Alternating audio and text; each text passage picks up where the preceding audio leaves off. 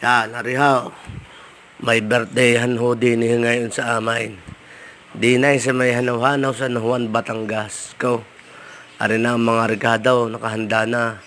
E di, isusugba na lang diyan sa may malaking kawali namin. Yan na nga.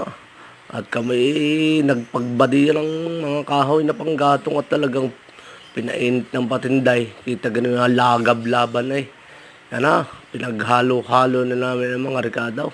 Ipagkakasarap niyan. Pansait ang amin lulutuin. Kaya maraming repolyo. Ay di aray. Pagkakasarap na nga at talagang halong matinday. Yan ang pansit ng Batangas. Na pagkakasarap-sarap naman na ay tunay na hindi kayo magugutom din na yan. Ay pagkakasarap na rin. Siya. Magdala na kayo ng bandihado ninyo at kayo sumalo ko na din at ari libre. Pagkakasarap naman ay kita ganin nyo. Napakadaming mga rekado. Yan. Kumuha na ako ng isang plato at napakalapit naman na rin sa aming kusina.